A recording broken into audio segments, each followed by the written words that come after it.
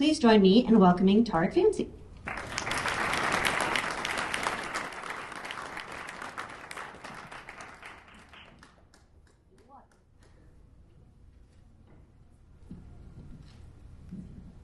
So just by some way of background, when Kate was asking kind of who from the climate space would I be most excited to hear from, and we were open about anybody in the world. And my first name that I gave her was Tariq. And so just from a kind of global scale of people who are really interesting and moving the space forward, Tariq was the guy, and so I'm really thrilled that you're here with us today. Thank you. Hi, let me just say, it's my first time actually in Minneapolis, so it's great to be here and it's an experience like that.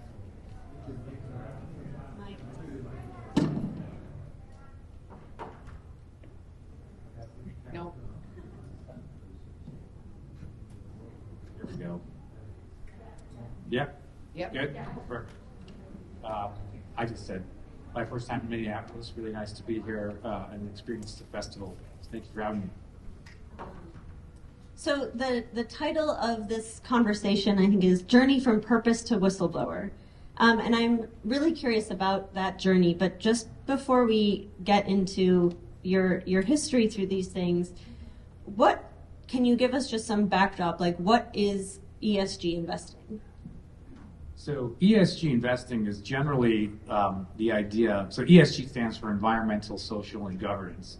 The governance doesn't mean like the U.S. government. It means corporate governance, right, of a specific company. And the idea is this is a collection of factors or things you can think about that are non-financial indicators. And you can use them this is the theory behind it. You can use them in a bunch of ways to become a better investor. And so when people talk about sustainable investing or green investing or impact investing, there's a whole bunch of these things that are sort of overlays on investing in traditional finance. And at a place like BlackRock, for example, what this would look like is new products, right? So there's a growing category. BlackRock is $10 trillion. As of now, I think the sort of the green or ESG or whatever you want to call them assets are about $500 billion. So that's like things like you might have heard these names: green bonds, ESG ETFs, right? Low carbon ETFs. Products across the board in the sort of, because financial products are varied depending on all kinds of characteristics like duration, risk profile, and so on and so forth to meet the needs of retail and institutional investors. So ESG investing is you're kind of overlaying it on top of that. And the biggest component I think that becomes interesting is, like, on one hand you have products, right? And the products will be, again, the type of ones that I mentioned. The general promise behind those products is that they will achieve some non-financial return alongside the traditional financial return. So that if you're looking at it and you care about the environment, and let's say you're younger, you're millennials, sort of the traditional marketing demographic, or Gen Z, it's sort of, you care about these things, and so you'll take the green version of it versus the non-green version, right? So in some ways, it's a little bit like the grocery store. You have detergent, and one's the greener version, whatever. So those are the products, right? So we hear a lot about those because the financial services industry wants to sell those products because A, it's more assets, is what they normally want to do is get more money, and they're able to charge premium fees, much like the deodorant or the detergent in the grocery store would be. The green version sometimes priced higher. So those are the products.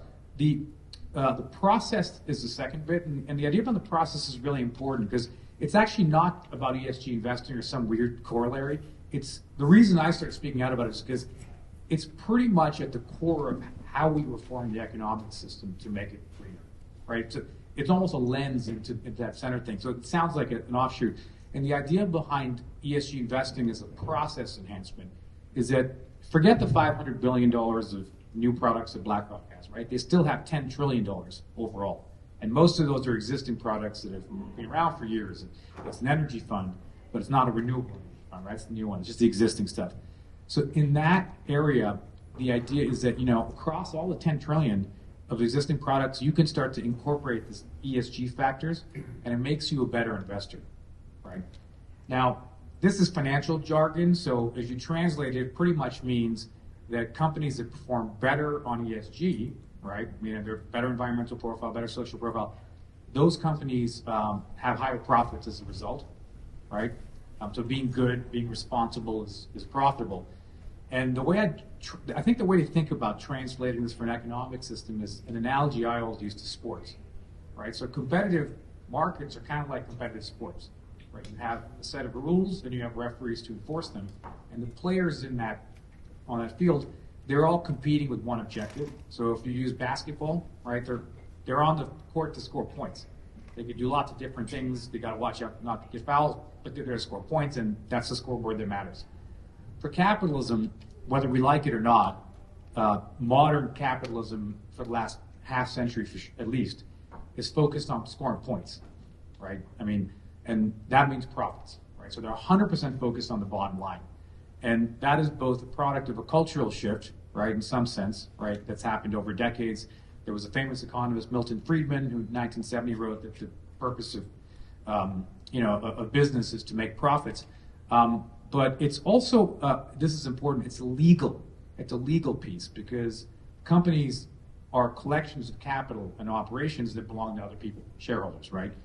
Investment funds are, or investors are not usually investing their own money, right? The $10 trillion isn't belong to BlackRock.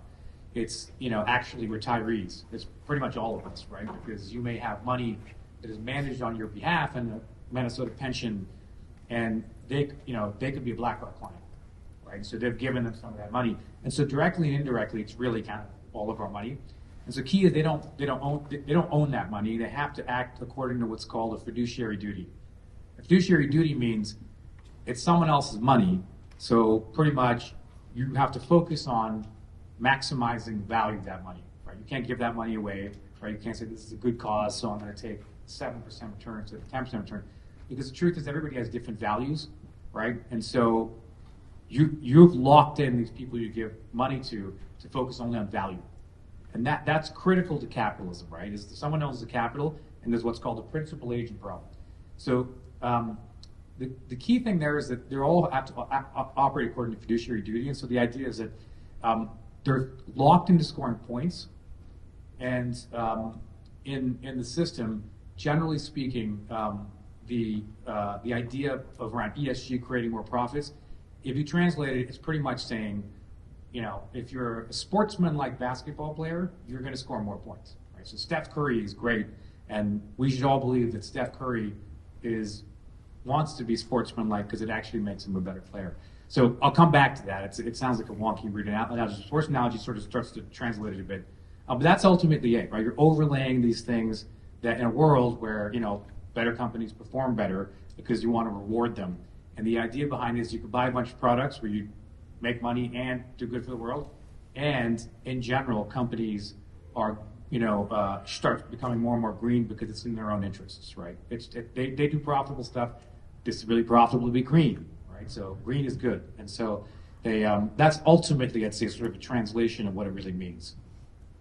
And when and why did ESG become a popular thing?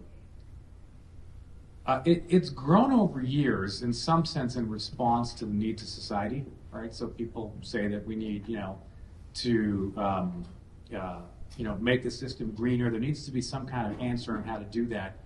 And so originally it came out of a lot of well-meaning initiatives out of the UN and other places where they're trying to push in a direction, corporate culture, to be more green, and companies to think more about what's called all stakeholders, right? Because again, shareholder capitalism, which is kind of dominated, is the idea you just focus on maximizing profits for shareholders, and you're legally locked into that because they own everything and they're the boss. And this idea like you actually want to focus on all stakeholders, right? Suppliers, customers, the community, and so on. So that started growing really at say 20 years ago, but especially on Wall Street and then sort of traditional large financial players, post-financial crisis, I'd say. Right, and in some sense, it sort of was timed at time conveniently when banks were extremely unpopular.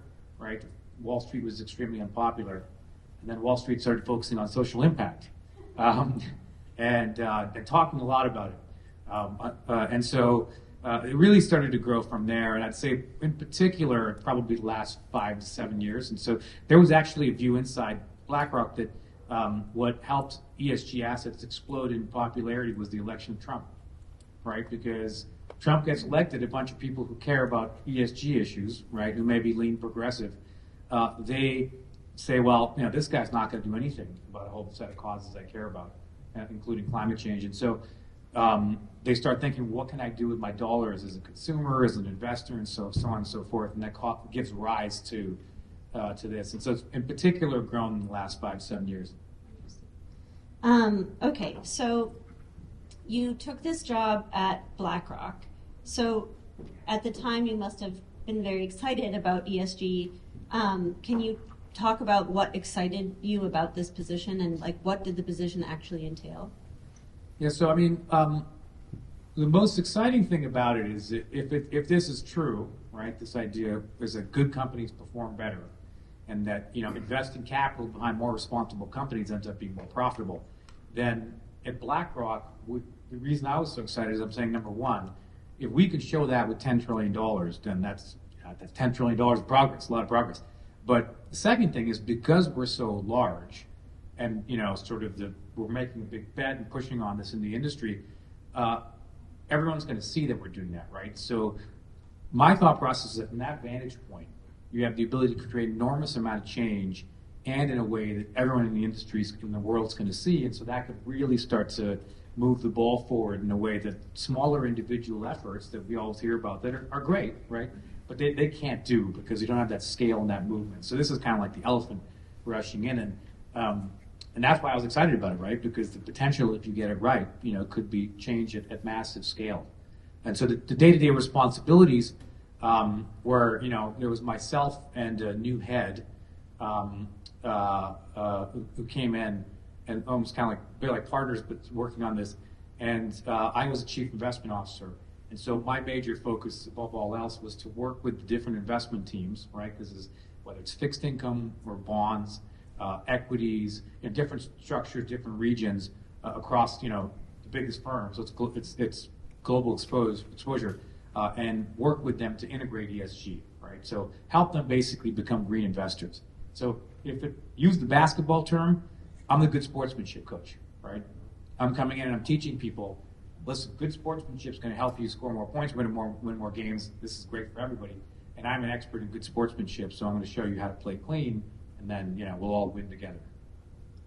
Did that happen?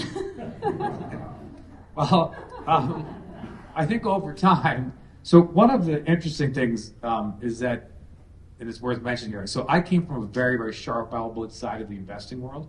I had a weird and non-traditional background. I grew up in Toronto. My parents grew up in Kenya, so I was the first member of my family born and raised in Canada in Toronto, and came to school in the States, and basically ended up going into investment banking somewhat by accident. And it sounds like an odd thing, like how do you do it by accident? But I missed on a scholarship I wanted to win at the end of undergrad. Quite disillusioned. Didn't think a lot of the academic stuff was as meritocratic as it should be. And finance is reasonably meritocratic in a lot of ways, right? They don't care that much if you can help them make money. And so I'd also been a programmer, and so I went into tech banking. And so one thing led to another. I ended up doing what's called vulture, or distressed investing. And it's the most sharp elbow. It's the corporate raider kind of stuff, right? That you see, and they're like taking over bankrupt companies and whatever. And it spun out of the work of a guy called Carl Icahn, who's this big magnate, big name for years. And so I ended up doing that for many years. That's what I call the profit end of the spectrum. Then I founded Rumi, which is in 2013, which was after the passing of my business school roommate of cancer. We both bonded over wanting to do something good for the world. And then we went back to finance. And then he got stage 4 cancer, and then created a charity for education for kids in Kenya. He's a blonde-haired, blue-eyed Dutch guy, and my parents were born and raised in Kenya, so it was really moving. So then I did Rumi, and spent a bunch of years doing that, and I talk about that separately. But the one thing about it was that because I had done vulture and distressed investing, right, I had made a change in my life. I'd worked, for years for no salary, just put everything into Rumi. But because I'd done the sharp elbowed stuff before, I still kind of knew that that they're very cynical, right? These people are pretty cynical, right? So it's hard to pull one on them because generally speaking, if you're investing in bankrupt and distressed companies, everybody lies to you, right? I mean, that's pretty much the rule. Is that like it's think of the traditional tech VC thing where it's like there's lots of money, we're making free massages and all these sort of great startup early Google days kind of success rate. This is the opposite. This is everything's crashing. There's not enough money, and so they tend to be situations that are kind of acrimonious, and so. That meant that when I went in, I had that mindset, but now I was playing for team purpose. And I started to realize that like most of what we were doing didn't really make any sense. Like it didn't. So on the product side, it looks nice because now I have a basket of funds and shares that are greener. And on some level that is true, right? But when you realize and you understand the mechanisms through which finance work and the incentives, the players, the behavior, you realize there's nothing actually changing, except that they're kind of moving money around. They're giving you a greener basket.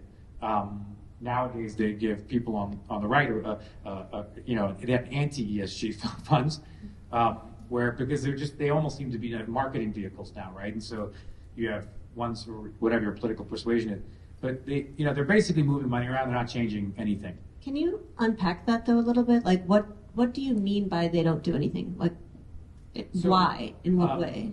So I would I'll just I won't get into too much of the financial details because I've written stuff online that you can find, and it can get kind of boring a little bit. But the general idea is that the market has a whole bunch of shares that are already traded, right? That's the market. Now, if we're all buyers and sellers, we have a certain amount of money buying and selling shares. This is a finite amount from an ocean of shares. And so what they'll do is they'll say, we just realized we can price segment the market for this commoditized product, which has low fees, right? And that means we realized that, like imagine I'm selling this product and I realize that people on this side of the room, Democrats, people on this side of the room, Republicans. And then I realized that the Democrats are really interested to pay for, the green thing, right? And so I give your basket a bit more green shares. There's all kinds of issues with how they measure that it's not even measuring what you think. There's a whole bunch of issues, but just take it at face value. Now your shares are quote unquote greener. Great. Your basket just became greener, right? Like I'm just moving things around. And I'm going to go and sell you the red, the basket with browner shares because I'm just basically segmenting the market according to political preference. The key is no company gets new capital because these shares are already traded, right? Microsoft hasn't issued shares since the 80s. Right, so all that's happening is you're selling and buying from each other, and the theory around it, the best theory that you could come up with is that it changes financing costs and it effectively changes the behavior of the companies. That doesn't happen at all, right? The chain of how companies change their behavior really comes down to incentives, and you haven't changed any incentives, and so very little has actually changed. But the key is by segmenting the shares, and in some cases segmenting even the funding. So green bonds will say, oh, your green bond only finances this stuff. You can charge people more and they feel good. So I liken it to the historic Catholic Church practice of, paying for indulgences, right?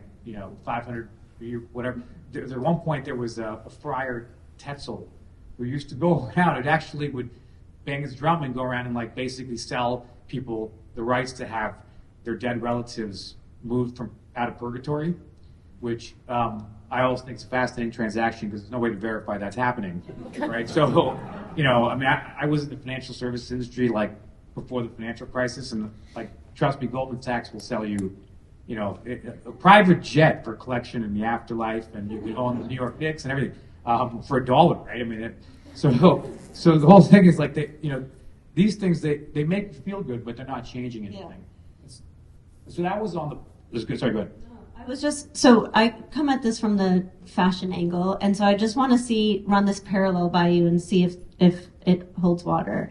So in the fashion space, we have brands like H&M will come out with a special sustainable collection, and that's maybe 1% of their total collection, and then they've segmented that population who cares about sustainability when their actual impact, their impact is not overall reducing. Is that kind of a parallel to these green products in the financial sector? Yeah, it is pretty much, right? I mean, because you see a marketing opportunity for a segment of the population, right, that care about it, so you create something for them. But that doesn't mean you're changing anything else, right? I mean, the truth is, if being green was actually would make more money, we wouldn't have to talk about it. Yeah. Like, people would just do it because they're already, that's what they do, is figure out how to make money. So it's sort of already happened. But really, the opportunity is more from a marketing perspective. And so it's heavily used to market, in particular, to younger people, right? Because they're very conscious of this. And so if you can go and give them the ability to feel like they're buying the green product, they're going to feel very happy, they're going to buy it. It's the financial equivalent of the indulgences, again, because you're paying to feel good and to assuage your guilt more than you are to create any real-world change, because no one's actually ensuring that any change is happening. In the case of Friar Tetzel and the medieval church thing, it's because it's not verifiable. In the case of green, it's because it's not being verified. And in most cases, those are expensive and difficult things to do. And if you give the free market the ability to put an organic sticker on an apple 30 years ago in a grocery store because they realized people would pay more for that, they'll do it. And that's exactly what happened, right? No one's policing it. Everyone says, oh, I'm organic. Same thing with green and ESG, right? So it ends up being exactly what you kind of described. And then if I could work one other parallel, so you have like in the fashion space, the green product that is just created to sell to a conscious green person, and they could probably be wearing the sustainable collection and having sustainable investments, the same person. And then if you look at that actual product in the fashion space that is marketed as sustainable, when you peel back what that actually means they're doing, it ends up amounting to very little. So in the fashion space, I'll give an example. A company can market a product, they'll call it sustainable because they're using recycled material. But they're not disclosing like what percentage is recycled material. Maybe it's like 2%, and they're still putting that sustainable label on it. And then moreover, like actually having recycled material doesn't actually change the climate footprint of that product. Is there a parallel to that in the ESG world? Like, so not only that it's just shifting money around, but that the ESG labeled thing is not actually green? Yeah, that's exactly what happens. I mean, generally the game, and I think it's not just financial services, it's every industry. The game is to basically make the minimal amount of changes to get the maximum marketing benefit, right? Because you want the green label, because that's the marketing signal people want to see. So you want to get the maximum green benefit, but you want to do the minimum changes to your existing model, because again, unless they're brand new models and all that are being built now, and there are a lot of good ones, the existing companies are already profit maximizing with their existing product, right? Like in theory, they want that maximum marketing benefit, but they don't necessarily want to change anything they're doing. Because if being green was good, they would already just do it for all of the things, right? And so, in the financial service industry, that was kind of like, we want to get this fee bump, but like we have this existing fund, and so can we change a few parameters around it that ultimately mean, for the most part, it's like 99% the same, and even the percent that isn't doesn't meaningfully create any real world change. So going back to BlackRock for a second, why does BlackRock have a name for itself in this space?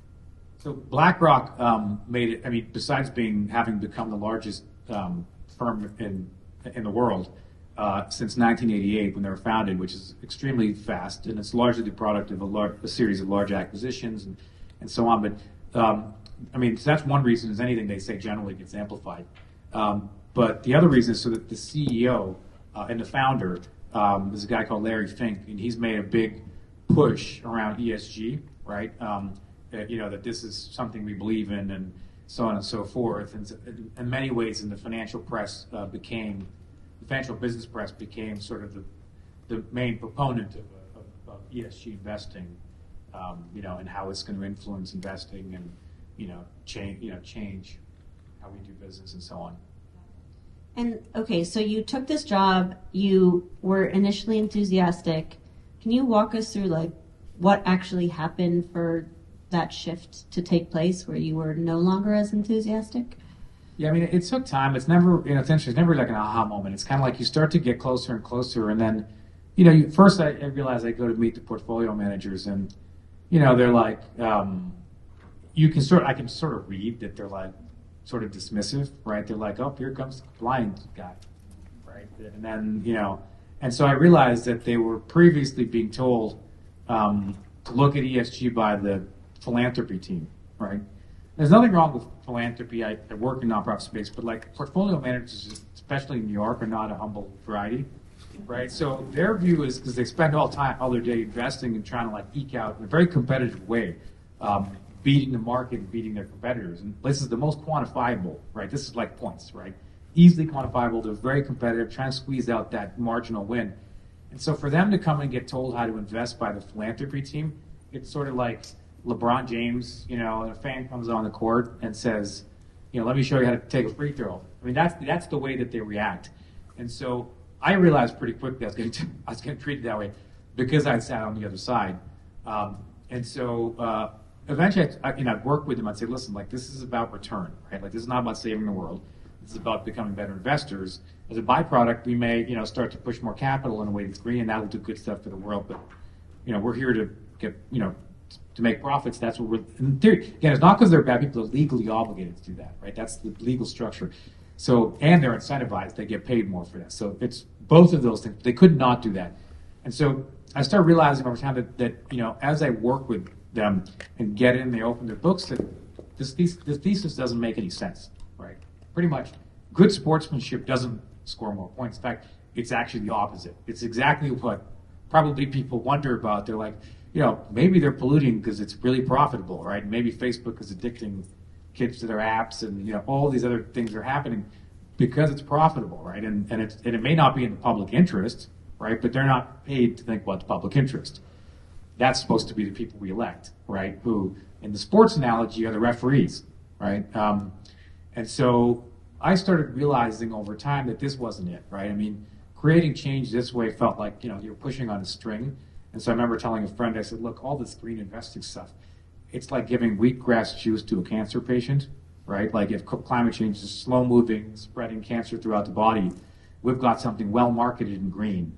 But there's no good reason to believe, if you're a practitioner in the space, much as a doctor, looking at this, that this is going to stop the spread of the cancer in any way, shape, or form. But it feels good, right? So that's kind of what I started figuring out over time.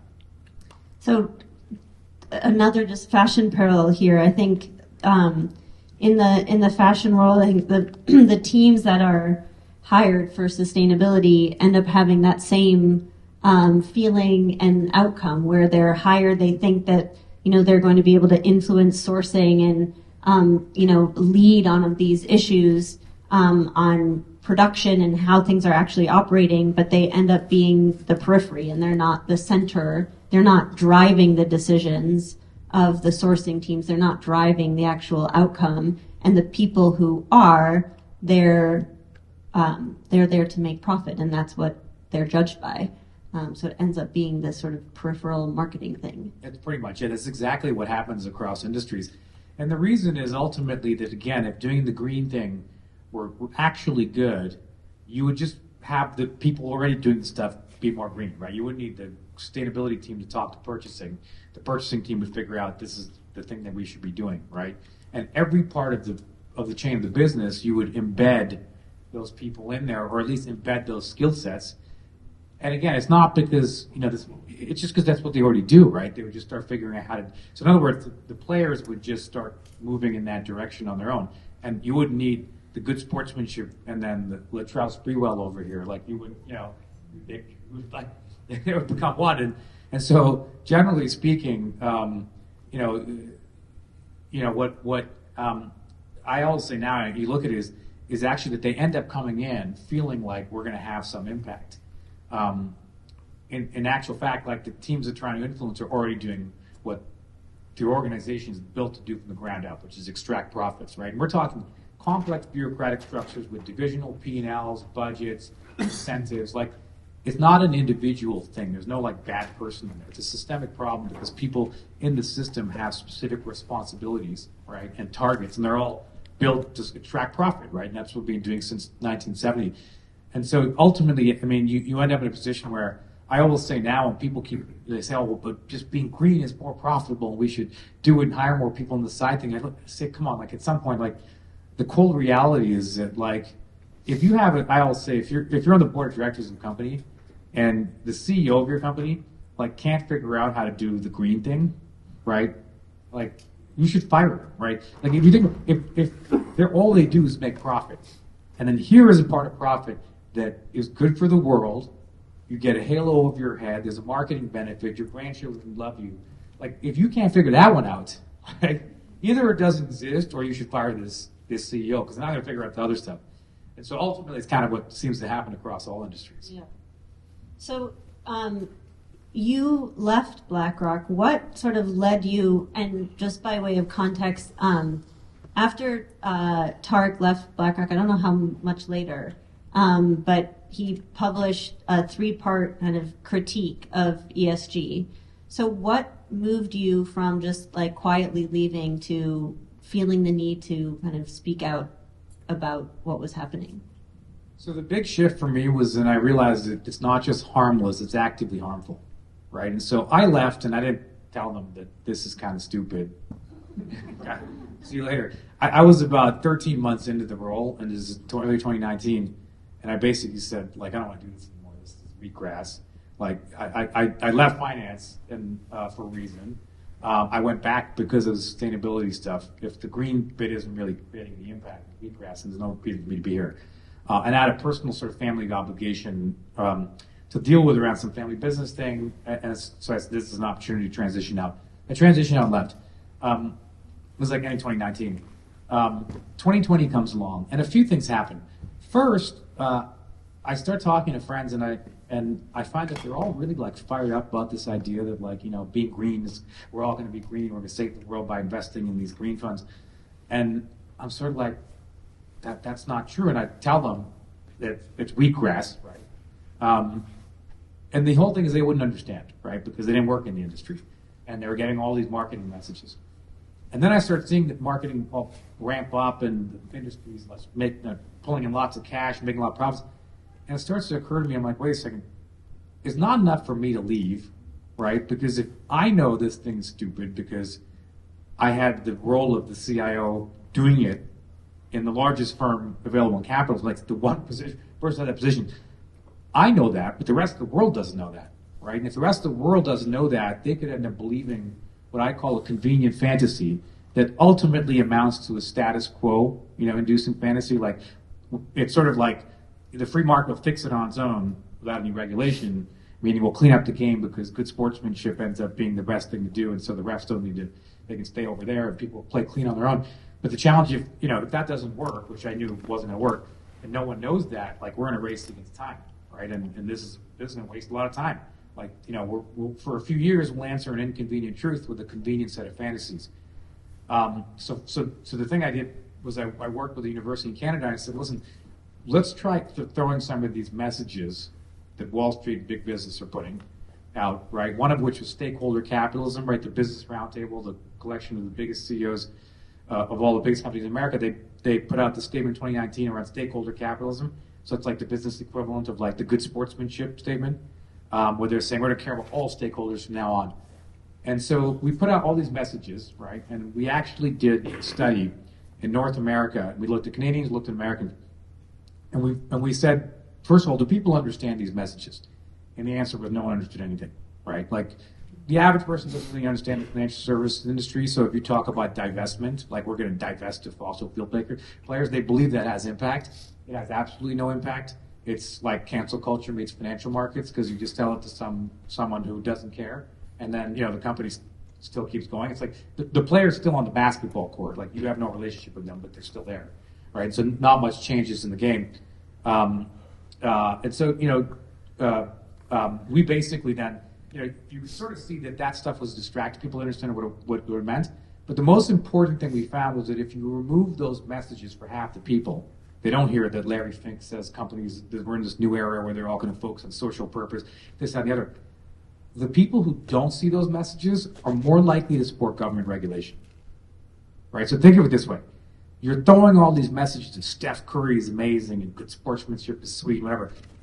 And the more you see that, the more you're later on like, why do we not call the refs, right? Like, who needs refs, right? Like, the game's getting clean on its own. That's extremely damaging, right? Because that's not just giving wheatgrass juice to a cancer patient. That's giving wheatgrass juice to a cancer patient, and you realize then it's inducing the patient to delay chemo, right? Because what our societal experts are telling us is we need mandatory binding regulations because the incentives of the players in the system are usually to exploit the environment in the near term, right? Even if it's going to destroy and kick that problem to other people. So that's number one. That's extremely damaging because now it's suddenly actually harmful. The second thing was that the pandemic hit. And so you kind of have, like, what's the climate change problem? You know, it's a systemic curve that we need to flatten, right? It's emissions, greenhouse gas emissions, and we all contribute, we all are affected, systemic, we got to flatten that curve. But the incubation period, right, between something happening and you feeling the effect is quite long, right? It's decades. And so all the business leaders are like, effectively good sportsmanship, the free market will self-correct, you know, that curve, you know, we'll just leave it and it'll get sorted out. Along comes COVID. It's a systemic curve that scientists tell us to flatten. It's infections, except the incubation period is very quick, right? It's a few weeks. And so you see with climate change, the economists are very clear about it. Like, climate scientists say we need less emissions, and then the economists say, well, here's how we're going to make that happen. It's going to be binding regulations, the price on carbon, so on and so forth. You know, vehicle emissions limits. But there's no, you know, don't leave it to the market. You have to make it mandatory because it's in the public interest. And then you see with COVID, it's the exact same thing, right? Infectious disease experts say, here's how it spreads. And then in this case, the epidemiologists, or the actual experts on human behavior, say, well, you're not going to flatten the curve by leaving it to the free market. Like, let's just leave the sports bar open before the big game, and maybe people will be responsible. It's not going to happen. So you have to make it mandatory, shut the schools.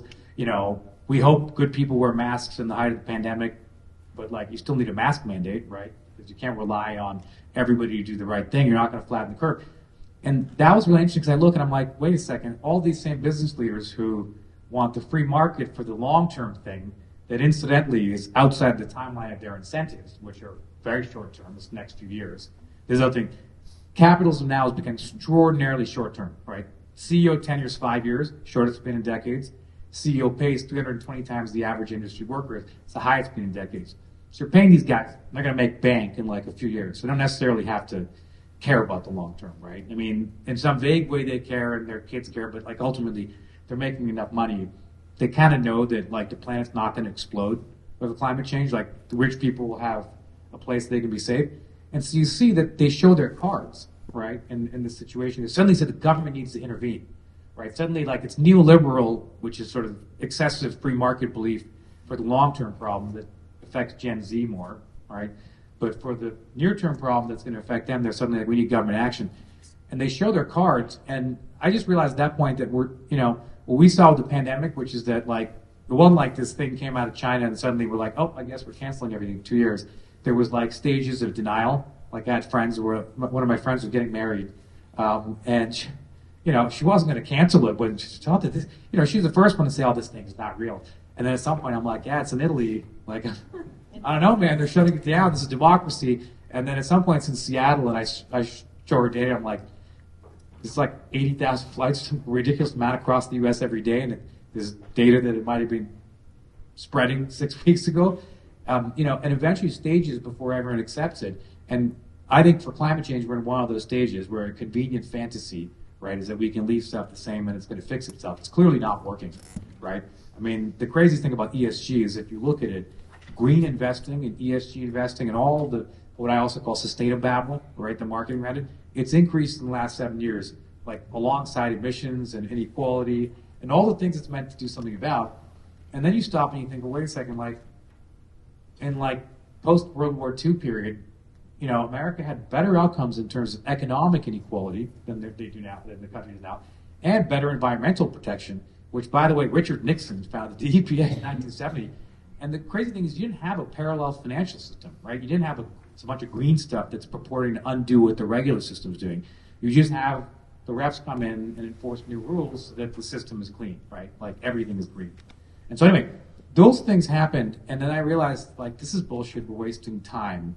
And I think that the top business brass know that, right? Or at least they need to be challenged on it to see if they have a good answer. Yeah. And I guess the parallel that I think of, again going back to, well, fashion, but industry in general, is we've, in the past 5 years, like the most number of announcements of green initiatives in the fashion space and across industry, of like the most, like, if you like marketing claims and the most media attention of all these green claims have like just increased astronomically. But while this curve is going like this, like the outcomes are still going like this. So something's off at the end of the day. Okay, so I just want to shift things a little bit. So you are critiquing ESG. There are other folks critiquing ESG, mainly Republican lawmakers in Florida in particular. Can you talk about that critique? What is that? How is it different from your critique? So mine, which is best, I've written a bunch of things in places, but it's best encapsulated in the essay that you referenced that went viral, and it was called "The Secret Diary of a Sustainable Investor." And I have a very strong belief that the most important thing about the messages of how we address climate change are the most important messages. We have to find ways to make them interesting and entertaining and to evoke emotions, right? And so one of the things I tried to do with that paper was to like write it as a story, right? Because if I wrote it as a research paper, no one cares. I wrote it as a story. I threw in anecdotes, right, of like here's us at a board meeting in Tokyo, and this guy Masayoshi-san might have had a few drinks beforehand, before he goes to give a speech. Little things like that where I knew that the people on Wall Street are going to spread it because it's gossipy. And I'd seen what stuff spread when I was in the street. So it's a story, but it incrementally builds an argument. And I'd say the most important thing I do in there is I purposely never use the word Democrat or Republican. I'm a Canadian. I was born and raised in Toronto. I came to school in the States when I was 18. I spent most of my working career here. So it's kind of like the neighbor, right? And you're living next to this house that's 10 times bigger than yours. And you really care about them doing well because they're your security, your allies, and have been forever. And also, frankly, they buy 75% of your exports, right? So that's also good. And so the last thing you want to see is like a fist fight between, the people. To be fair, I am not trying to point blame in this instance. No, not at all. And I preface that, by saying before I talk Republicans, I make a really big point saying I in some sense, I dislike both of your political parties equally, which kind of puts me on the side of most Americans because most Americans don't like Congress or your parties.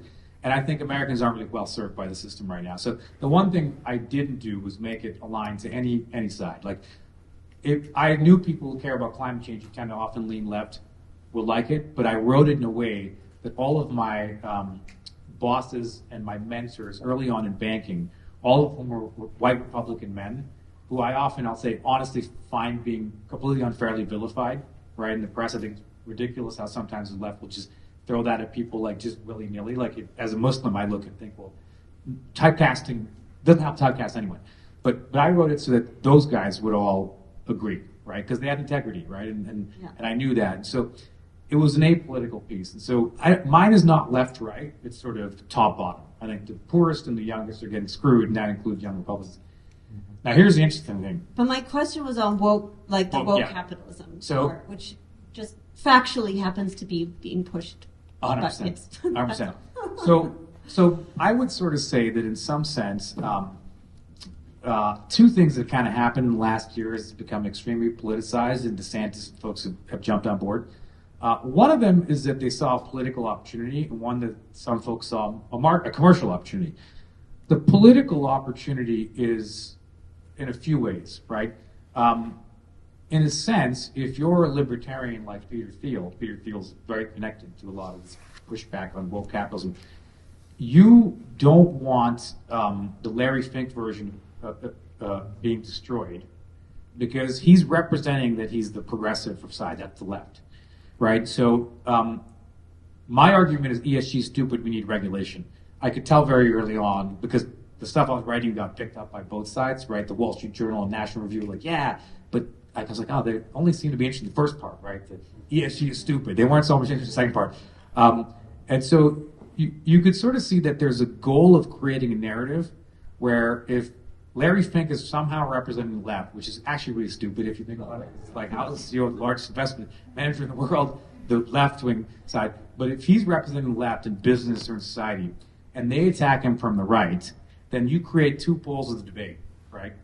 One side is no regulation libertarianism, that's Peter Thiel. And then there's the Larry Fink version, which is like no regulation and really no change, but with indulgences, right? Because it's green paint for you. Then you effectively create a two-sided debate where regulation is somehow never part of the conversation, which is ridiculous, right? Because Milton Friedman would have, that's fine. Milton Friedman would 100% have agreed, I think, at this point that we need regulation. The crazy part about his essay, where he says the primary purpose of business is profits, is in the same damn essay. He says the reason is because it'd be intolerable on grounds of political principle for business leaders to take that on because they're not elected. And so he actually makes the argument in it that we need referees, and those referees have to be elected, right? And they can't be the players themselves, right? And he wasn't a great fan of regulation, but there's no question if we're telling this is a scientific thing, we're up against time. So of course the answer is regulation. We've known that for 100 plus years. He never disputed that. And so they create a debate where there is no regulation anywhere. So it's politically cynical. It's also kind of crafty, I would say, for one reason, which is that they have realized that big business is not popular, and DeSantis can attack, big business, and it actually plays really well on the right. And so, he's beating up Disney, he's talking about woke capitalism, and on some sense, this is really cynical. He can kind of paint Larry Fink into a corner because what happened in 2021 was myself and then a bunch of other people started saying this is all greenwashing, it's nonsense. Now here's the thing: Larry Fink didn't respond to any of that, right? It's like having a debate against no one because talk a lot about it, but once the PR benefit's gone, they're like, I'm out for less and they leave. But they don't like actually debate you, right? Like it's impossible because the PR teams will tell them there's absolutely no upside to like going on CNBC and debating against an ex-insider who's standing in the middle of it because A, what you're saying makes no sense, right? What he's saying is actually incoherent, and B, there's just no upside. And so he's not answering in 2021. And I think a bunch of Republican operatives were crafty enough to have figured out that, wait a second, energy prices started spiking and big business is not popular. So why don't we go beat up BlackRock for causing the energy price rise? And here's the interesting thing. The only way BlackRock gets out of that is they have to admit it's greenwashing. They have to agree with me, which is like, guys, what are you talking about? This has no real world impact. It's just green paint, right? And that's actually the answer, but because they're implying that it does something to reduce fossil fuel consumption and investment and so on. That's what they're selling to the left. And so when they get attacked on the right, they can't admit it's greenwashing and say, okay, like, guys, we didn't do anything. We're just fooling them. So it's really puts them in an interesting position. But the other reason, frankly, is that there's a slew of new funds that are anti-ESG funds, right?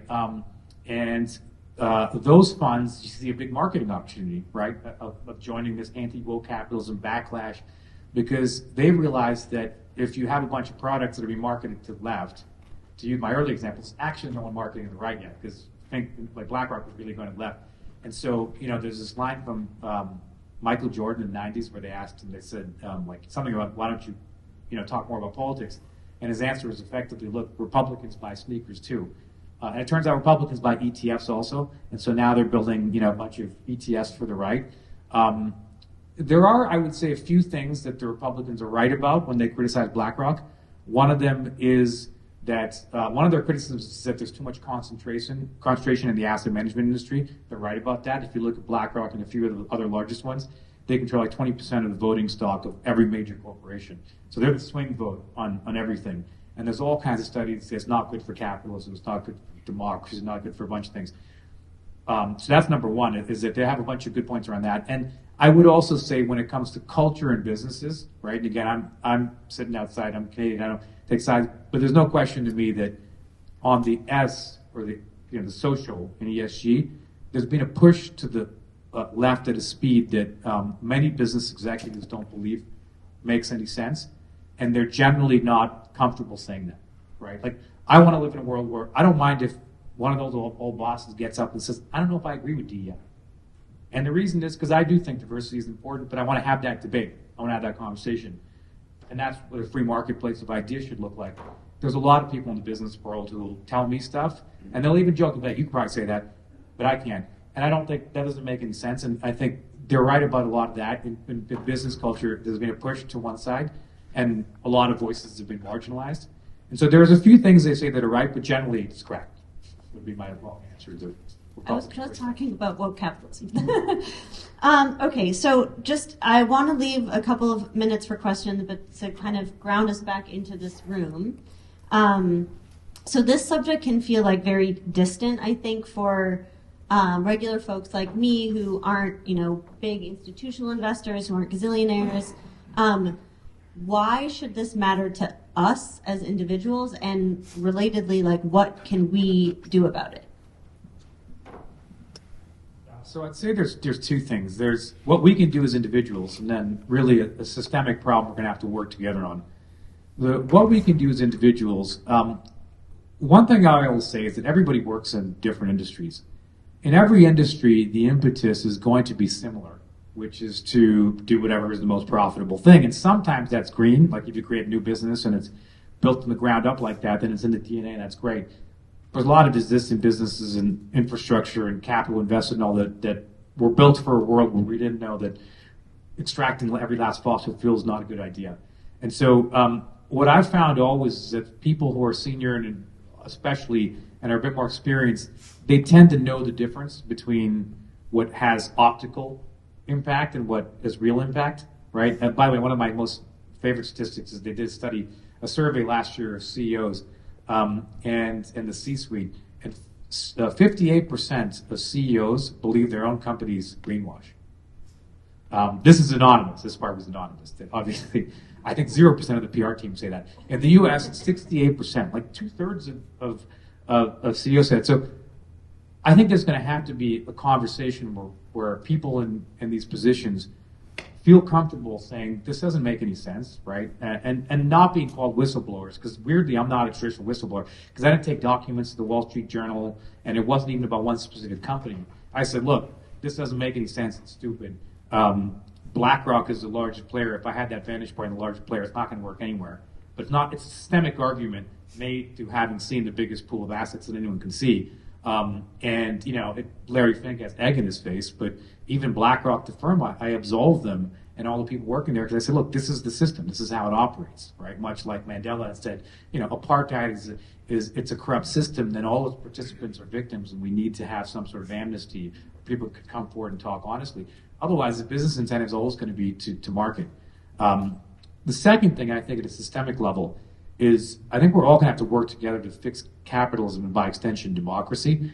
And what I say about capitalism is I'm concerned that people aren't realizing that the system itself is at risk, right? Because if you have a whole bunch of people who don't really know how the thing works, and they just keep hearing the leaders of that system saying, we're going to get this problem, and then every year their emissions go up, they just assume the system doesn't work.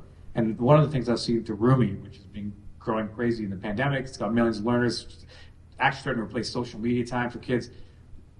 We did a session with, it's all Gen Z people generally using it mainly, and they're very interested in what I was saying about climate, right? Because it's the founder of this board, because I'm not CEO, I'm not the board chair. This guy, he's talking about climate change. We care about climate change. And I realized I did a talk with him, and it's basically none of them believed in capitalism, right? And I was saying we got to fix capitalism. They were saying, no, it's done. We got to get it out. Didn't know what capitalism was. Also, I don't think anyone voted for Trump because of his policies, because I'm not even sure half the time what they were.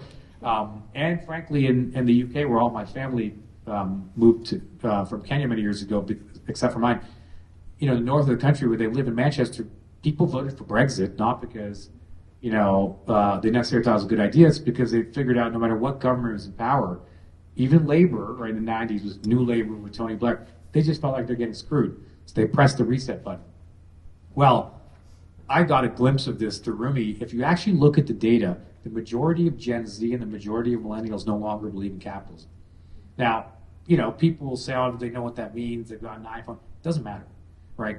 If they believe that and they're getting more and more angry about it, at some point, someone's going to come up and say, I'm going to overturn the system. Like, the political market will meet that need. It'll be some snake oil salesman or another, and, the system itself is in danger. And so what I would say is there's two capitalisms. We have to remember that.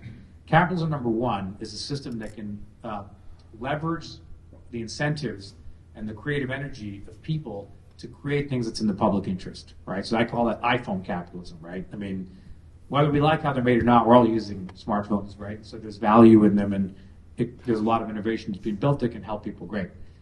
There's another capitalism, what I call tobacco capitalism. That's the capitalism where you're a tobacco company in the 1950s, and you realize that if you get regulated, right, you're going to lose $100 worth of profit. And then you realize if I spend $20 in marketing to muddy the waters and $20 in lobbying, I can protect that profit stream, right? The $100 profit stream gets protected with $40. The problem is that's also capitalism, right? Any first-year investment banking analyst will create you the model that says, this is what you should be doing. It's obviously not ethical, right? But that is also how the system works, right? If you're built to profit maximize, it's going to optimize for that. And that's the capitalism that we have to combat as fast as we can. Because that capitalism, the dishonest capitalism, if we're not careful and we don't curb it itself, capitalists themselves, and I'm a capitalist, I'm a former investment banker, who believe that capitalism should serve the public interest, are going to see the system get destroyed because, we're not going to make it net zero by 2050. I mean, if you actually look at the attitudes of young people, they're going to overthrow the system a lot before that if they see no action, right? And so I think, those are the two things for me. Is as individuals, we have to have honest conversations.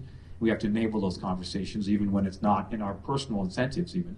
And then at a systemic level, we have to realize that, the system itself is at risk unless we rapidly fix it. And that might mean wresting control of the narrative from New York bankers, right? I mean, the funniest thing, the last thing I'll say is that the most interesting thing about the era we live in now is not just that, like, just been, 400 generations, that's sort of the estimate of humans alive, which anyway is a sliver of, the planet. But we're around a couple of generations here, and we're basically changing the entire thing from a sustainability perspective. But the other thing that's interesting happening at the same time is we've also lived through the digital revolution. So everything we're doing is getting traced, right? People will know you were here. They have the WhatsApp message, there's videos and recordings.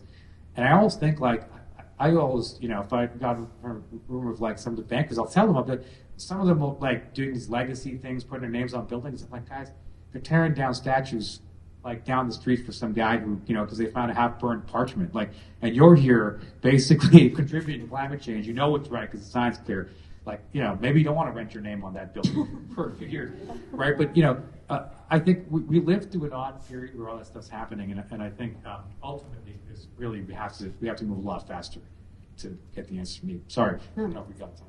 Yeah. Well, I think we are about to get pulled out of the stage, but let's just one question. Okay, I got a thumbs up for one question, and there's a big hand raised right in front of me. Overall, I mean, your lens is the capitalism. I have to disagree on one fundamental thing. But I've covered climate change for 40 years as a journalist. I know where all the bodies are buried in the journalism, miscommunication, misleading information world. They asked me the same question. What do they do? The number one thing, vote Democrat, because you're wrong about the Republican Party is completely captured by the fossil fuel industry and fossil fuel finance. Democrats will regulate. They will put in the referees that you're talking about. And the Republicans fight it tooth and nail. It's true in the 3 districts in this state. So I really want you to, take another look at that question because I've lobbied Congress, by the way, on. What is the question? But go ahead and continue. I'm going to maintain my apolitical stance. So first of all, I love when people disagree, right? The goal of what I'm trying to do is create a debate. And I always say, which I know I've pissed off BlackRock, I go in the press and I basically say, listen, like, it's impossible to show the world that the emperor has no clothes if he locks himself in the bathroom. It doesn't come out. So I think debate is always positive. And I think what you're saying is interesting, but I'm going to give you an interesting statistic, and then I'm going to build it into the political side, right? I used a sports analogy before. And I'm going to give you an interesting business point. Disney, Boeing, Netflix, and BlackRock, four of the biggest American companies, they all put out ESG and CSR statements, right? Which is kind of the good sportsmanship. Here's nice stuff we do. It goes to the marketing division, gets some green coloring, boom. All four of those companies face their shareholder resolutions from their own shareholders, asking them to disclose their political spending, which, post the Citizens United Supreme Court decision in 2010, is effectively traceless and limitless. All four of them fought off those resolutions from their own shareholders. Now, I always liken that, you go back to the basketball thing, I call this the Draymond Green rule, which is that if Draymond Green walked out and we were trying to clean up the game of basketball and he started giving talking points on good sportsmanship, and then one of the journalists said, hey, by the way, we also heard you might be paying the rest behind the scenes, and he said, yeah, I don't feel like talking about that, and left, we wouldn't take him as serious as trying to clean up the game. And the Draymond Green rules, if Draymond Green can't get away with it, why can Larry Fink? But there's an important point there about political spending. The Democrats are doing it just as much. I saw that from the inside. And they may be doing it less, but the fundamental problem is that if the marginal decider is not the voter, it's the dollar, they're going to capture both industries. And I can tell you from the inside, the financial services industry is captured by both sides. The Democrats got hugged by Wall Street many years ago. Like 2008, Obama pulled in more than double from Wall Street than McCain. So, and then they didn't get regulated the next year. So I would tell you, actually, the issue is similar to what my parents would tell me when they're growing up in Kenya, which is that if you can give a briefcase of money to the minister, the government's not going to work. And so is the answer voting with the Democrats versus Republicans? Maybe. But as an outsider, I'd say it's probably getting rid of political spending so your system actually reflects the needs of voters. And I got to tell you, I have friends who tried to run Democrat. The first question they get, how much money can you raise? Not, I haven't seen them leading that charge, and if they are, great. But someone's got to have that conversation, and I think it's got to be someone who's not attached to either side. Thank you. Thank you so much, Tariq Fancy, for joining us today. Thank you, everybody, for coming. I hope you found it as interesting as I did. Thank you for being a part of the Great Northern Festival and this climate series in particular. There's an exciting, brand new Great Northern Festival app, which you can find out all the other, both parts of the climate series and the rest of the wonderful events happening with the Great Northern. Thank you all for coming, and hope we get to see you all again as part of the festival.